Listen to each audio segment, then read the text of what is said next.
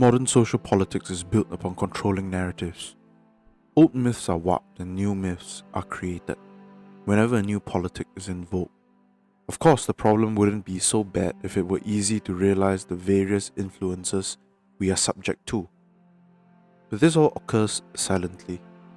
We often act without thinking, act long enough without thinking, and that unthinking action soon becomes the new norm.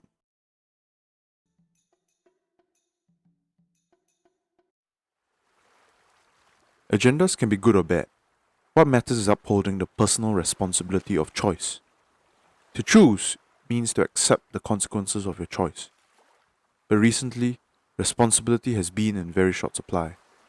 I often observe common patterns of self-pity and victimhood. The narrative is controlled in many ways, such as by movies and serials. These media give an opportunity to express an intimate message to the masses, an opportunity to create a story. This kind of media also attempt to make a story a myth, to make it shared. The importance of myth-making is undeniable. It creates heroes, values, and ambitions, which make and influence personalities. Sometimes the influence on personality can be too much, especially if it means becoming a mannequin regurgitating talking points. These kids said everything about gender and this and that and the other, but they didn't say anything about art. And this is my biggest gripe with this whole controversy with the closer, that you cannot report on an artist's work and remove artistic nuance from his words. I'm saying, ditch the talking points. Freedom suggests you choose for yourself, that this choice is not predetermined. I'm very willing to be wrong about philosophical predestination, to give allowance to those like Descartes and Newton and their notion of a clockwork universe. Nevertheless, but there is more individual power in a Nietzschean will. Consider for the moment that personality itself is just the construction of myths and interpretations.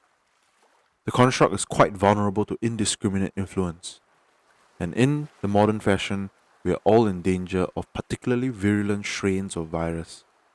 Cultish tribalism pushed in all our media, books, videos, television, news broadcasts, the list goes on. For now, we realize there is an industry for opinions on both sides, an industry for media pushing all kinds of opinions and talking points. Is the reason for the proliferation of the industry its profitability? Something's missing. God knows there's been big misses in the movie industry. Here, here, and here. Hard to say what the focus is because socio-political explanations obfuscate rather than clarify. Perhaps I can describe the trend of myth-making in our media and say something about the art of our myths. My theme in doing so is to explore ways to preserve freedom. There are so many kinds of media. Even if we confine ourselves to movies and serials, generalizing becomes necessary. In any case, I strike at the heart of media, the creation of a story, the attempt at mythologizing man. Even depictions of evil and horror idealize men. Every perception idealizes by defining contours. It makes what is muddy clear. Truth is an ex post facto assessment and doesn't figure in our perception. All media immerse the viewer in different worlds and narratives, giving them the option to escape from the narrative supplied by their curated personality. Through this escapism, the large social trends of the day, whether directed or not, aim to remote personalities and thus reshape the cultural landscape. Yes, this applies to the news as well. These fail to be objective because human beings fail to be objective. The best storytellers adorn their worlds with facts and statistics. I emphasize that I'm not challenging these. It is their interpretation I challenge, because they are always made to fit a preconceived world, a presupposition. Largely peaceful demonstrations in the face of law enforcement. It wasn't until night fell that things began to get a little bit more contentious. Things were thrown back and forth. Now, other than the general corporate dictate of enhancing shareholder value, media tend to have three characteristics: to be art, to speak to the fantasy of escapism, and to push a moral. Now, any man may take what he will from a good story, but it is quite undeniable that morals today are shamelessly political. On-screen archetypes are sometimes a form of socio-political masturbation. For example, the strong independent woman, the ineffectual bumbling dad. Movies revolving around talking points lack sophistication. This is the problem with cardboard cutout characters. A lot has already been said about the pitfalls of the perfect Mary Sue character. It's cringe, it makes for a bad message, and worst of all, it's tensionless storytelling. It's a talking point made flesh. But these are quite easily ignored if the reception is anything to go by. More important are the deeper and darker trends which have created the whole status quo, the destruction and corruption of old heroes, the sterilizing of conflict, the effacing of personal development. It is very obvious that escapism and personal morals are inextricable. What you escape into, you can find a moral in doing.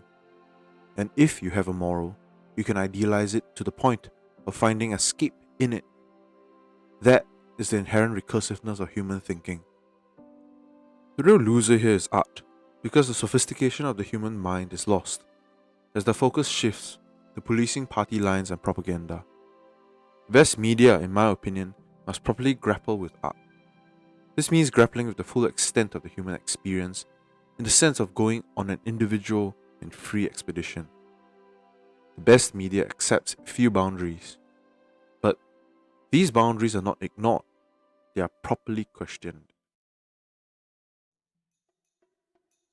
Not that any of this talk of controlling the narrative suggests anything of evil. Hollywood are only one part of an entertainment and media industry that has been fighting for human attention longer than all of us have been alive. And the emergence of new players like Amazon Prime and Netflix suggests the artistic landscape will become messier. Another YouTuber makes a salient point. Hollywood is all about controlling the monetizable attention of people. They treat movies like stocks. And the studios don't think of their films as the pinnacle of creative endeavors. No, they're more like stocks. They hope will provide a huge return on investment because they have to spread the risk. Right. Just like stocks. Now you've got it. Hollywood does not count on quality. Creativity is something they put up with. They count on the system. They put their faith into the system. But I wouldn't let them go with just this. Somehow, somewhere, someone became more than merely profit making. They became activists.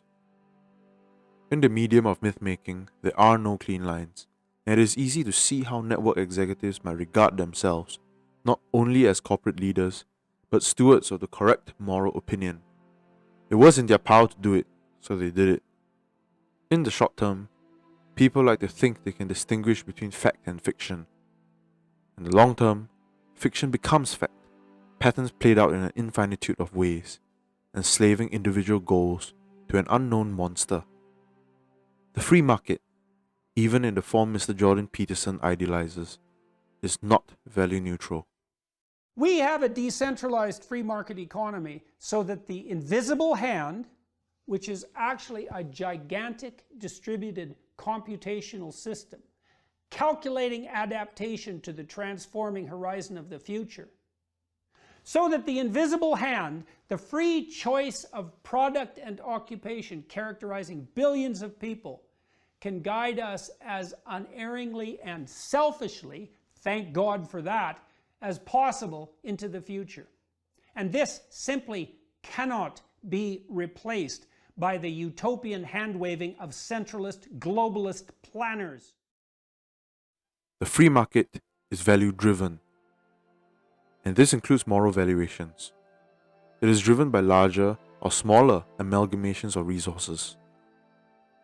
This is why free markets always suffer from various inefficiencies. Every government has, to varying degrees, attempted to rectify this perennial problem, whether it manifests as monopolies, oligopolies, or otherwise. Still, it remains the choice of individuals what value to uphold and what value to leave behind. The problem arises when the choice is not being taken. Those who are uncritical leave that choice up to their corporate or state handlers. What does it really mean to make a choice? Viewers of media are not merely passive. What they see influences what they think. What they are told influences what they think. There is no escape from influence. But they can make a choice. I said earlier that free choice is all about accepting the consequences of your action. True, active acceptance requires an engagement of the human faculties, and too many just switch off their critical capacities when consuming media. If we all sat and contemplated beyond the cage of our personality, we would be less likely to buy into the narrative control permeating the modern world. We would be more free.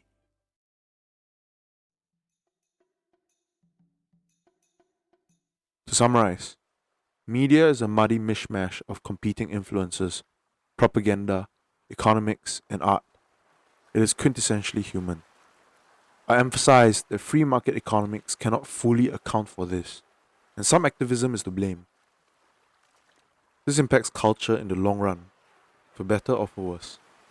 I don't bother myself with assessing the good or bad of this, but focus on the fact that the individual should never abdicate his responsibility to choose. I said earlier that art is devolving because party politics and petty morals have taken precedence. But not all media has gone this way. There are some standout mentions, of course. I'd like to cite Denis Villeneuve and Christopher Nolan. Vince Gilligan deserves a spot here as well. In documentary-style media, I consider Louis Theroux unmatched. There is a sophisticated exploration here of dark and existential topics, but the topics cannot be considered too far beyond that of the spectacle. The spectacle itself is the domain of media, the aesthetic inextricable from their myth-making. Roland Barthes' rumination on wrestling comes to mind.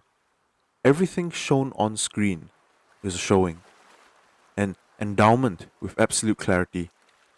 If things must be mysterious, they must be clearly mysterious. This in-your-face nature of media makes it a prime arena for agendas to exhibit themselves. The audience, if they be uncritical, lose themselves in voyeurism. We are therefore dealing with a real human comedy, where the most socially inspired nuances of passion always felicitously find the clearest sign which can receive them, express them, and triumphantly carry them to the confines of the hall. It is obvious that at such a pitch, it no longer matters whether the passion is genuine or not. What the public wants is the image of passion, not passion itself. It suits us to end with an explanation of why myth-making is important. Daniel Kahneman notes in his famous book, Thinking Fast and Slow, the distinction between the experiencing and remembering self. The experiencing self is the one that is experiencing the emotional state in the moment, while the remembering self is the memory of the experienced moment. Our personality, a key component of the modern self, is the remembering self. Our experiences, which are stories defined by changes, by climaxes, and by endings. These are myths, internalized. It is therefore easy to see how corporations and states have enough power to remake culture. Of course, one way this is done is through media. I think media remains something to admire, something to ridicule, something to have a laugh about, and to enjoy. But it reaches across that distance between the eye and the screen. It tinkers with your mind. The danger arises when consumers abandon their critical faculties and fall into the bottomless pit of propaganda and influence layered atop influence.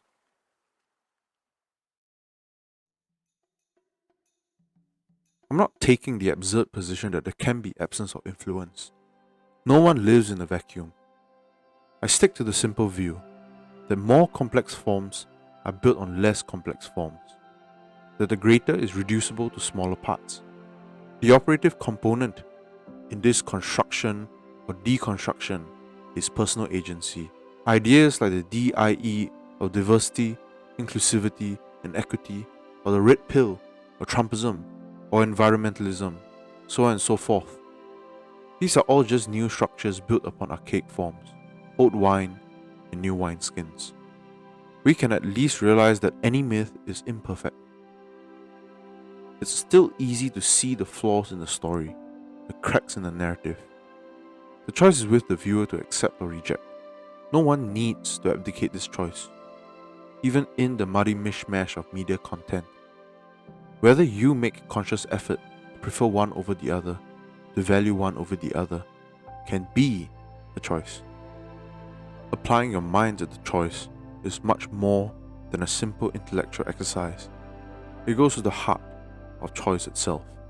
All that remains is to open our eyes fully and watch the world, our fellows, but more importantly, ourselves.